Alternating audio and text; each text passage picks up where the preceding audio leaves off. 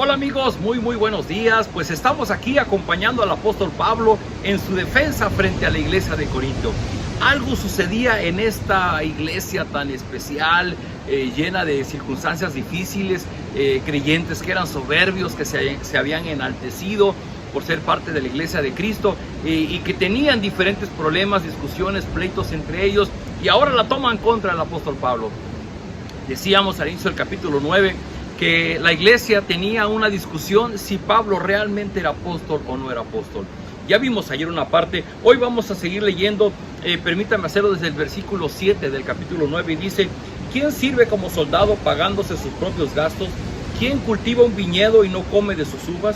¿Quién cuida las ovejas y no toma la leche que ordeña?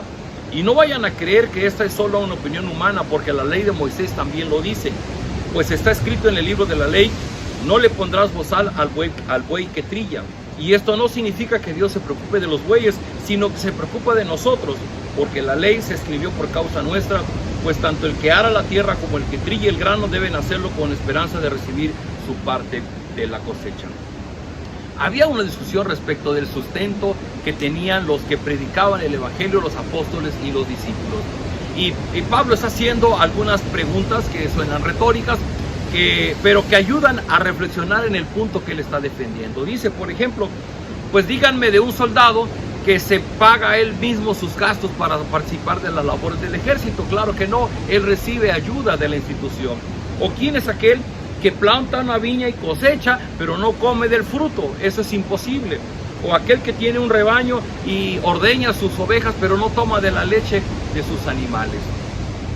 Dice, y bueno, inclusive Moisés lo dice allí en la ley, en Deuteronomio capítulo 25, no le pongas bozal al buey que trilla. Es decir, el animal, el buey que te estaba ayudando a arar el campo, si tú le pones su bozal, pues ni siquiera va a poder comer, y eso es ingratitud contra la pobre bestia. Quítale su bozal y permite que él, donde tenga hambre, pueda detenerse y pueda comer. Y dice, bueno, es que no es que Moisés esté preocupado por el animal en sí, está preocupado por, nos da un ejemplo, por aquellos que estamos sembrando el campo del evangelio y tenemos derecho a recibir una provisión de parte de aquellos que escuchan del evangelio. Dice versículo 13, ustedes saben que quienes trabajan al servicio del templo viven del templo, es decir, que quienes atienden el altar donde se ofrecen los sacrificios comen de la carne de los animales que ahí se sacrifican. Y aquí Pablo de pronto se remonta al Antiguo Testamento en el ofrecimiento de los animales en el tabernáculo y en el templo. Existía la tribu de Leví, los sacerdotes. Ellos, su trabajo era servir al pueblo en el ofrecimiento de los sacrificios. Y ellos, su trabajo era ese. Y dice Pablo, bueno, es que los que sirven en el templo, viven del templo, comen del templo, porque ahí es donde están sirviendo. Y hay un argumento que presenta aquí el tiempo con Dios que se me hace oportuno y déjenme leerlo. Dice, en aquellos días los apóstoles tenían derecho a solicitar a la iglesia ofrendas para cubrir sus gastos personales. E incluso algunos apóstoles vivían con su familia del sustento provisto por la congregación. A diferencia de ellos, Pablo no pidió ninguna ayuda monetaria en los días que permaneció en Corinto, sino que se dedicó a trabajar haciendo tiendas. Pero algunos creían que Pablo no había solicitado apoyo económico porque no era un apóstol. Sin embargo, él no había reclamado sus derechos porque simplemente mostró el ejemplo con su vida. Queridos amigos, mis respetos para el apóstol Pablo. ¡Qué señorón! Porque él no era dependiente de lo que le dieran las iglesias. Por alguna razón, cuando llegó a Corinto, ni siquiera quiso recibir algo de ellos. Dice la historia que Pablo permaneció 18 meses en Corinto. Y en esos 18 meses, lo vemos allá en Hechos capítulo 18, que Pablo se dedicó a hacer tiendas y trabajó de ello para mantenerse. Por alguna razón especial, Pablo no recibió apoyo o no lo solicitó a la iglesia de Corinto. Pablo sí va a recibir ofrendas y lo va a mostrar con agradecimiento, va a hablar de otras iglesias, de la iglesia en Éfeso, de la iglesia en Filipos, donde él recibe la ayuda y da gracias a Dios por la ayuda que ha recibido de su mano. Pero en lo particular, ahora frente a los corintios, tal vez porque como dudaban de su apostolado, él mismo se sintió incómodo para poderlo hacer. Pero esto sirvió para que los mismos de Corinto decían, es que si Pablo no quiere recibir apoyo nuestro es porque no se considera un apóstol. Y entonces Pablo, a partir de los siguientes versículos, va a defender por qué él no va a recibir apoyo de ellos. Dice, pero yo nunca he utilizado ninguno de estos derechos, ni tampoco les escribo esto para que ustedes me den algo. Prefiero morir a hacerlo. Nadie me quitará esa satisfacción que tengo. Pablo está renunciando a su derecho de pedir ofrenda de la iglesia de Corintio. Y dice, pues prefiero morir antes que pedirles a ustedes un sustento. Había alguna situación ahí que no se describe, pero que Pablo estaba tomando mejor precaución en el pedir una ayuda de ellos. Dice versículo 16, para mí no es motivo de orgullo anunciar el evangelio, porque lo considero una obligación ineludible, y ay de mí si no lo anuncio. Por eso, si lo hiciera por propia iniciativa, tendría derecho a una recompensa, pero si lo hago por obligación es porque estoy cumpliendo un encargo que Dios me ha dado. Queridos amigos, Pablo va a dejar claro que el que podamos anunciar el evangelio es una obligación, porque es un encargo de Dios.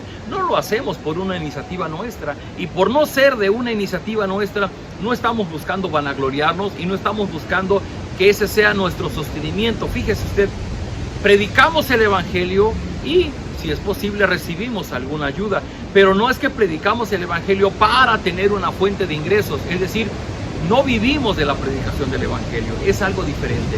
Pablo está dejando claro que la predicación del evangelio no es un negocio, no es como tal una profesión a lo que uno se pueda dedicar para de ahí tener el ingreso. Es algo muy distinto. Pablo dice, yo anuncio el evangelio, me cooperen o no me cooperen, me ofrenden o no me ofrenden, yo lo hago por una obligación. Hoy día nosotros predicamos el evangelio por amor, por pasión, por gratitud, por fe, por todo lo que usted quiere y mande. Pero queda claro, nunca la predicación del evangelio debería ser una fuente de enriquecimiento para aquel que predica la palabra. Dice el versículo 18, en este caso mi recompensa es la satisfacción de anunciar el evangelio sin cobrar nada, es decir, sin hacer valer mi derecho a vivir del anuncio del evangelio. Pareciera un poco de orgullo de Pablo, pero habla de su convicción. Y él dice, bueno, es que mi satisfacción es anunciar el evangelio y poder ver cómo las personas entregan su vida a Jesucristo y cómo se forman las iglesias.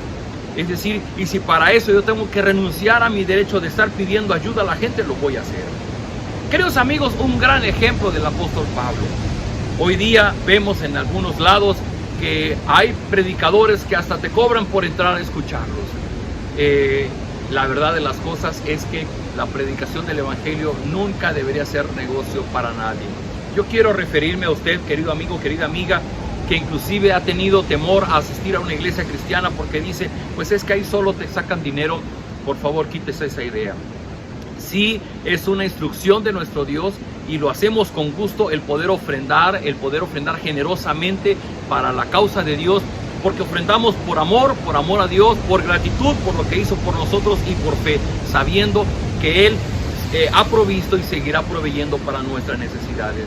Pero nunca la idea es dar para el enriquecimiento de alguien. Lo justo es que quienes predicamos la palabra solamente obtengamos el recurso que nos permita nuestro sostenimiento para seguir predicando el evangelio.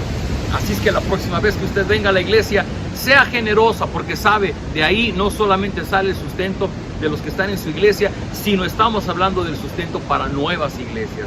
Hoy día estamos trabajando en un proyecto de plantación de iglesias aquí en Acapulco y hacia la Costa Chica, y lo que queremos es eso, es entrenar, capacitar a otras personas para que puedan prepararse, y en ese sentido tenemos que ser generosos para ayudar el sostenimiento de aquellos que están dedicándose a la predicación del evangelio. ¿Qué le parece si oramos a Dios? Pedimos que Él multiplique nuestros recursos para que podamos ser generosos en nuestro ofrecimiento a Él. Bendito Padre, gracias por tu palabra, gracias por lo que el apóstol Pablo explica claramente. Él, teniendo su derecho de pedir, de recibir ayuda a los hermanos de Corinto, él se niega, renuncia a ese derecho, porque él entiende que es un privilegio para él participar de la predicación del evangelio. Y si él lo hace, no es esperando alguna recompensa económica, sino lo hace entiende que es una tarea que tú le has encomendado y lo hace por obediencia a ti. Padre Celestial, permite que también nosotros podamos comprenderlo así, y que la predicación del evangelio nunca la podamos ver ni como un negocio, ni como una profesión en la que vamos a ganar dinero y vamos a hacernos ricos, por predicar el evangelio. Al contrario, permite que en nuestra mente siempre esté clara la idea de que predicar tu palabra es solamente por la satisfacción de que otras personas entreguen sus vidas, que otras personas conozcan de tu gran amor, de lo que Cristo hizo en la cruz del Calvario por ellos, para que vengan al encuentro contigo, se reconcilien contigo, vengan a formar parte de tu familia. Yo ruego, Señor, por aquellos plantadores, por aquellos pastores que cruzan por diferentes necesidades, que tú les sigas proveyendo para su sostenimiento. Toca el corazón de las personas que asisten en la iglesia para que nunca falte el recurso para su sostenimiento. Te ruego, Padre, ayúdanos en todo esto a ser fieles al llamado que tú nos has hecho. Nos ponemos en tus manos en el nombre de Jesús. Amén. Queridos amigos, pues este es el apóstol Pablo. Nos vemos el día de mañana.